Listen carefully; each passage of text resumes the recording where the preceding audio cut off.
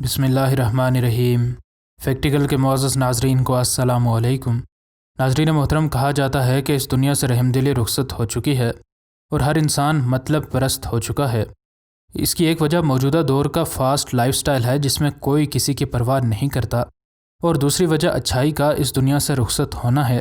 ایسی ہی کہانی ان پولیس والوں کی بھی ہے۔ ان کو معاشرے کے اکثر لوگ اچھے الفاظ سے یاد نہیں کرتے، لیکن کسے معلوم تھا کہ ایسے لوگ بھی اس دنیا میں موجود ہو سکتے ہیں۔ رحم دلی اور دلیری ساتھ ساتھ چلتے ہیں۔ اگر کوئی شخص دلیر ہے تو وہ رحم دل بھی ہوگا۔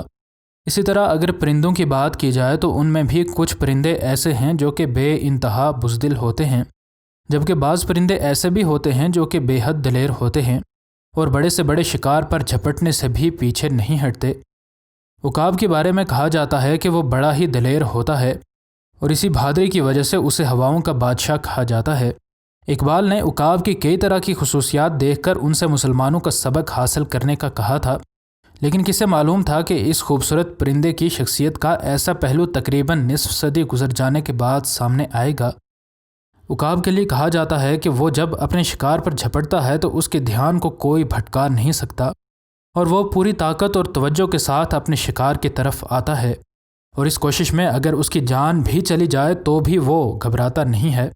ایسی ہی کہانی اس عقاب کی بھی ہے۔ اس دن بھی اس سڑک پر معمول کی طرح ٹریفک رواں دواں تھی، لیکن کسے معلوم تھا کہ جلد ہی یہ ٹریفک رکنے والی ہے۔ ادھر اوپر فضا میں ایک عقاب منڈلا رہا تھا اور اس کی تیز نظر روڈ کے اس حصے پر مرکوز ہو چکی تھی۔ اس عقاب کو سڑک کے اس حصے میں اپنا شکار نظر آ چکا تھا۔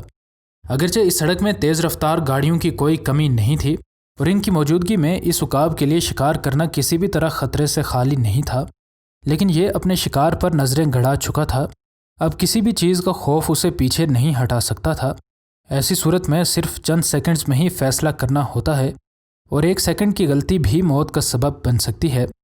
اس عقاب نے بھی فیصلہ کر لیا اور آخر فضا کی بلندیوں سے فیصلہ کن چھلانگ لگا دی۔ عقاب جب اپنے شکار پر جھپٹ رہا ہوتا ہے تو اس کی رفتار 150 میل فی گھنٹہ سے بھی زیادہ ہو جاتی ہے۔ اس وقت ایک پرندے اور انسان کے بنائے ہوئے انجنز کے درمیان صرف اور صرف رفتار کا مقابلہ تھا، اور انجام یا تو اس عقاب کو شکار ملنے کی صورت میں ہونا تھا یا پھر اس عقاب کی موت یقینی تھی۔ بجلی کی سی تیزی سے بے خوف و خطر یہ عقاب اپنے شکار پر جھپٹا، لیکن بدقسمتی سے آج ہار اس کا مقدر تھی۔ اسے خوف نہیں آیا کہ تیز دوڑتی ہوئی گاڑیاں اسے کچل سکتی ہیں۔ اس نے نڈر ہو کر ایک رسک لیا جس رسک میں آج وہ ناکام ہو چکا تھا۔ اسے ایک دوڑتی ہوئی کار کی ٹکر لگ گئی۔ اگرچہ یہ سارا واقعہ بڑا ہی دردناک ہو سکتا تھا، لیکن خوش قسمتی سے اس عقاب کو زیادہ بڑی چوٹ نہ آئی اور اسے محض ایک پر ہی زخم آیا۔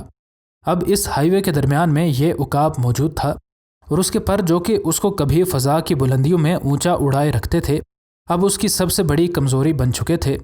اس مصروف شاہراہ پر پیدل دوڑ کر سڑک پار کرنا انسان کے بس کی بات نہیں ہے، تو ایک پرندے کے لیے ایسا کرنا کیسے ممکن ہو سکتا ہے؟ اب اس دلیر پرندے کے ضبط کا امتحان تھا۔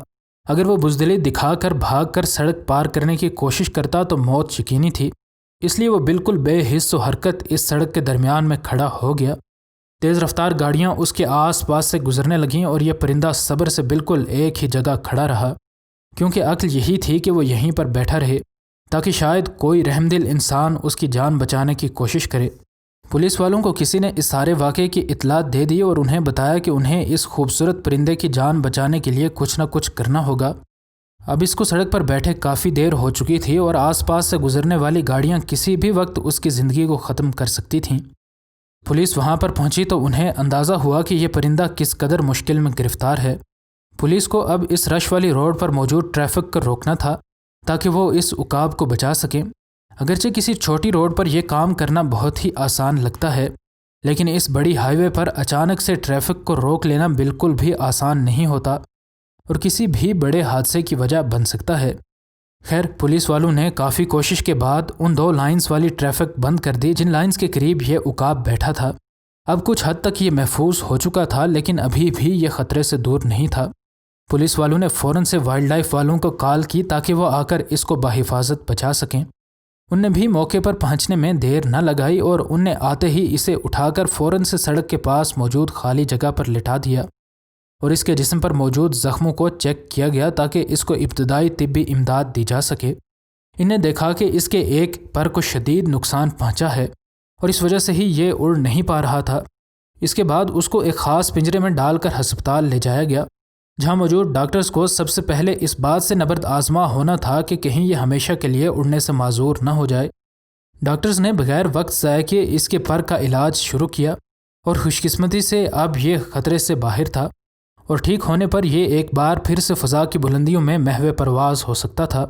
اس عقاب کو ٹھیک ہونے میں زیادہ وقت نہ لگا اور ٹھیک ہونے کے بعد اس کو ایک بار پھر سے فضا کی بلندیوں میں پرواز کرنے کے لیے چھوڑ دیا گیا۔ مزید نئی ویڈیوز کے لیے ہمارے چینل کو سبسکرائب کر لیں۔